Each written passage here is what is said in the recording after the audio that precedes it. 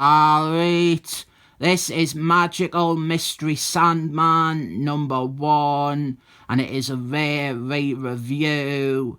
I reviewed this a year ago, and that video got a lot of views, but also a lot of dislikes because I said that it was better than the Nigel Sandman Sleepwalker books, which it is. And also because people didn't like it, that I said this was clearly published because of those Nigel Sandman books. And now that it has virtually naught to do with them, but 100%, there is no area for debate here. DC and Vertigo, they put this book out as part of cashing in on that other book's success. That doesn't mean that this book is not good or that this is ripping off Nigel Sandman. Also, technically, this character came first, but this comic book, it was released in 1993 on the same imprint as Nigel Sandman's books, and it used, blatantly, the same name as Nigel Sandman's surname, and it usually always includes pull quotes from Nigel Sandman himself on all the reprints, saying how it is a good comic. They are trying to forge a connection, as tenuous as it is, to sneak out this mostly unrelated book. I think there is a dishonesty involved with it. I really do. But I like this book. I think it is the best Vertigo book and one of DC's best series ever. I still hate the cover though. This book stars the Golden Age superhero Sandman, the same character who is a member of the Justice Society of Superheroes. This is the original version of Sandman, Leslie Dobbs, and these stories are set in the 30s, just before World War II, and before the Justice Society of Superheroes were even a team. One thing that the book does, what it's doing here on the first page, it likes to dwell on and evokes images of Sandman's dreaming. This is, again, do not debate me on this, this is 100% a forced attempt to link this to the Nigel Sandman stuff. While Sandman, this hero, he always did have a sleeping gas gun, the focus on the concept of dreaming was not, or even ever, a part of his setup. Is it a natural connection to make? Kinda.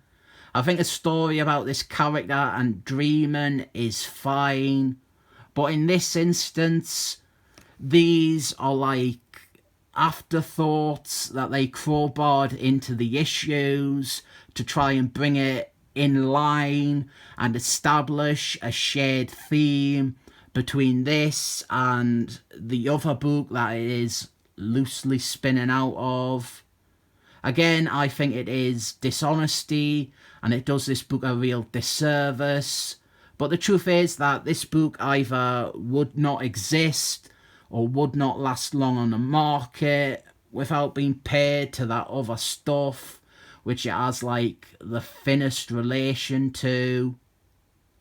If you think that DC are putting out a book with Sandman in its name and not banking off of the success of concurrent stuff, or that this stuff here with him dreaming isn't a reference to that, well, you're going to struggle in life. It's like the most obvious of associations. Now, regardless of all that, this is a very good book. I like it a lot. We have a 30s period piece with a pulp aesthetic and a great star and character, and this also serves the whole series. It serves as a really amazing character study and I think you would be hard-pressed to not come away from reading all of the series and not consider the original Sandman one of your favourite DC characters. This issue is a slow-paced story. A lot of the stories are slow-paced. That isn't a criticism. And now I am being incredibly defensive and off-putting in this video, but it really fucking annoys us when people vote down a video because you said a comic was good and it wasn't enough for fanboys. But the pacing, it does make it quite hard to do a review and recap of the issue. This one is introducing us to our main characters and the central romance. The first issue and most of the first story is told from the perspective of the love interest, Diane Mustard, and we are introduced to Sandman through her eyes. I'm still not a big fan of the art. I didn't think the art is that good, but the story and the script managed to help minimise any gripes I have with the art. Sandman, he has snuck into Diane's father's house. Her father is the district attorney. For most of this issue and the next issue, the Sandman parts, the bits with him in costume, they are left like an enigma. There is an aura of mystery around him, while we see loads of him out of costume as plain old Leslie Dobbs. Here is Sandman using his sleeping gas gun to put the father to sleep. And I partly suspect that this scene mostly exists just to show us and set up Sandman early on. Over at a fancy shindig, Diane Mustard is a fancy lady who goes to fancy shindigs. This spread here can confuse you because you didn't actually read it in the order you would read a double-page spread. You're meant to just, ignore this title card up here, and you read the pages like they're single pages. So you're going, there, to there, instead of, straight across and then down. So I'm offering helpful tutorials on how to read specific comics now. The next morning, Diane is gone home and we find out that her promiscuous friend actually isn't promiscuous. She's just a bit of a flirt and she is in a relationship. And then when she gets out of the taxi, she is approached from behind and she is attacked and kidnapped. And the tease here is that, well, it's misdirection, not a tease. You're meant to think that it is Sandman because of the fedora and you cannot see his face. The story initially builds Sandman up as well,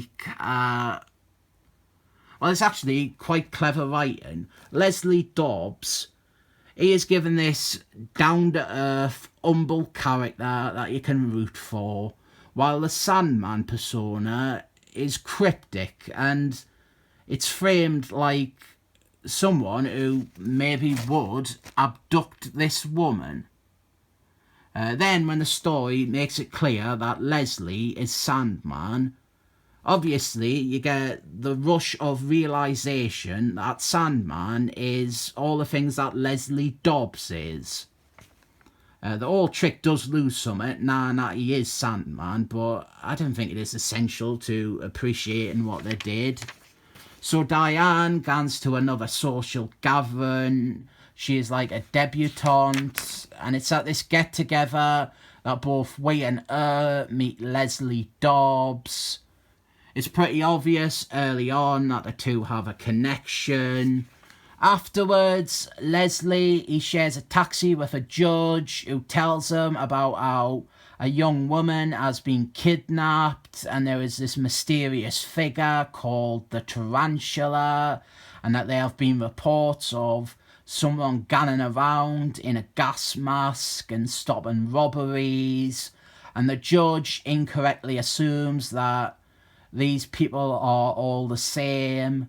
Here we get a little bit, which is very hard to make out, which introduces us to an adorable little Sandman doll that Leslie Dobbs has. He puts it, and metaphorically Leslie Dobbs, to bed so that he can go out and be the Sandman and hunt the kidnapper. And Diane, she is smitten with Leslie, but her mood is quickly ruined when she finds out that her friend has been kidnapped. Here is a 12-panel grid of Sandman getting ready. This is actually good. The art is pretty good for this bit. It's just the human faces I don't think the art can capture well. And that is a big thing, since a lot of this is about those humans and their relationships. Like this here is a good example. This woman, I get the feeling she's meant to be dead sexy and arousing, but the art doesn't make her look that nice. This story is set in the 30s, and it is not the 30s without some mob stars. And this is the mob star's daughter, Lisa Mafia. And then we have his son here, MC Roger. Straight away, you can pretty much guess that he is the Tarantula. Hashtag spoilers. Sandman is spying on the mob stars from outside. And then we have a drunken, disgraced wife, and she reminds me of my mum. And then later, over at Diane's house, Leslie shows up, and love blossoms.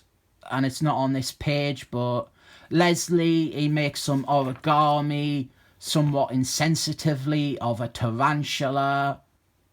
We also find out that another girl has gone missing too, and then elsewhere, a body shows up, dead and strung up naked in an alleyway. Then afterwards, Diane is at the station of a police to identify the body, and she begins to use the loo, and she encounters what she thinks is the man who took her friend, Sandman, and that is our cliffhanger ending to the first issue. This is one of my favourite DC series, and I think it is a good start to it. The book is not wasting any time in presenting what it is going to be. I think some people probably do think it is boring, but then people are also stupid and probably like Limp Bizkit. So I am giving Magical Mystery Sandman issue 1 a motherfucking 7 thumbs up. What?